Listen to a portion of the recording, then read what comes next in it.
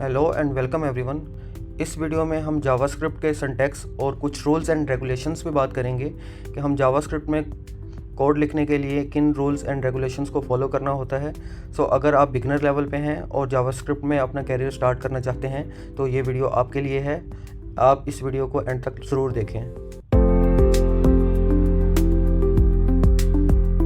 Programme multiple set of instructions पे base करता है।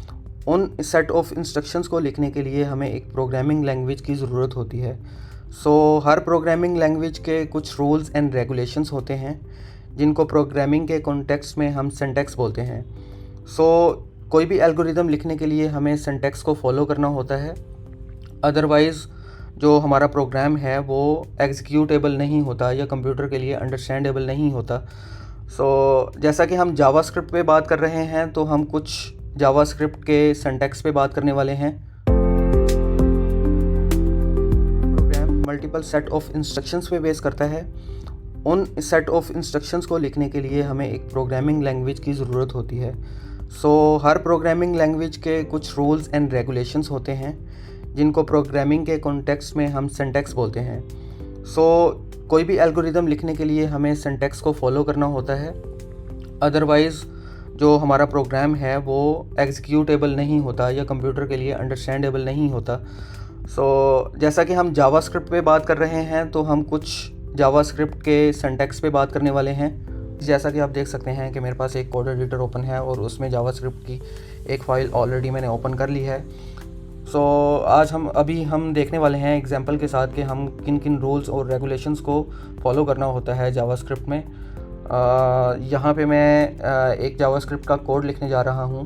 लेट x y और z। यहाँ पे एक मैंने जावास्क्रिप्ट का कोड लिखा है जो कि एक वैलिड जावास्क्रिप्ट कोड है। इसको जो है हम सिंगल जावास्क्रिप्ट स्टेटमेंट इसको नंबर दे सकते हैं हम 1। ये हमारी जावास्क्रिप्ट की स्टेटमेंट 1 है। इसी तरह से अगर मैं दूसरी लाइन लिखता हूँ तो x को मैं कोई भी अगर वैल्यू असाइन कर देता हूँ 10 और ये मेरी जावास्क्रिप्ट की स्टेटमेंट 2 कहलाएगी।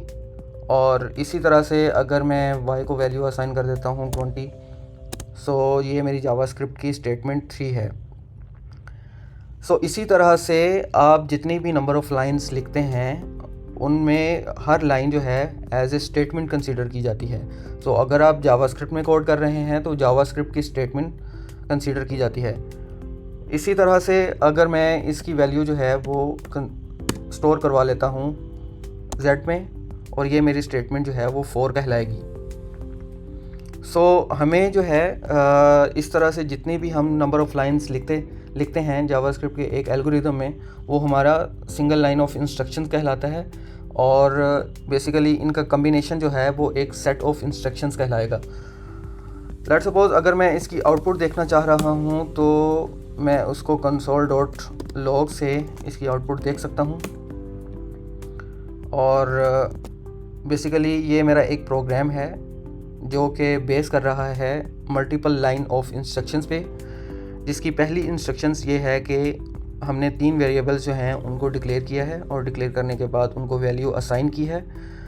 और वैल्यू असाइन करने के बाद उनका सम जो है वो 3rd वाले वेरिएबल में स्टोर करवाया है और उसके बाद हम उसकी आउटपुट को कंसोल करवाने वाले हैं। गाइस, हमने जावास्क्रिप्ट की स्टेटमेंट के बारे में बात की और फर्दर ऑन मैं आपको क्लोजिंग स्टेटमेंट के बारे में बताना चाहूँगा। लेट्स सपोज आपने एक स्टेटमेंट लिखी है जो कि एक जावास्क्रिप्ट का कोड है। उसकी एक स्टेटमेंट को क्लोज़ करने के लिए आप सेमीकोलन का यूज़ करेंगे। इसी तरह से हर स्टेटमेंट को क्लोज़ करने के लिए आप सेमीकोलन का यूज़ करेंगे। जितनी भी मैंने यहाँ पे स्टेटमेंट्स लिखी हैं उनके लास्ट में मैंने एक सेमीकोलन को ऐड किया है जो कि इंडिकेट कर रहा है कि एक स्टेटमेंट यहाँ पे ख़त्म हो चुकी है।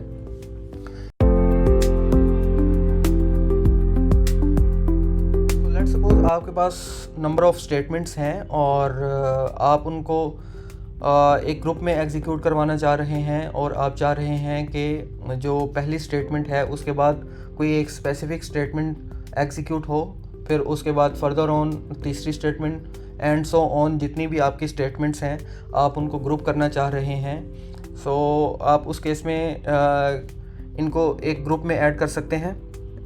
लाइक आप उनको एक करली ब्रैकेट में लिखने के बाद आप इस तरह से ग्रुप कर सकते हैं।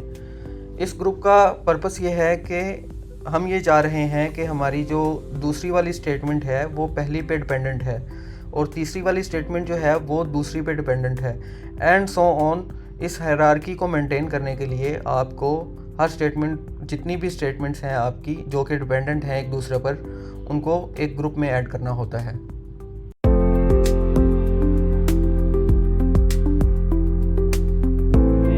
रिजर्व्ड कीवर्ड हैं जिनके बारे में हम बात करने वाले हैं, जो कि डिफाइन करते हैं कि मतलब आगे फर्दर हम इससे कौन सा एक्शन परफॉर्म करने वाले हैं।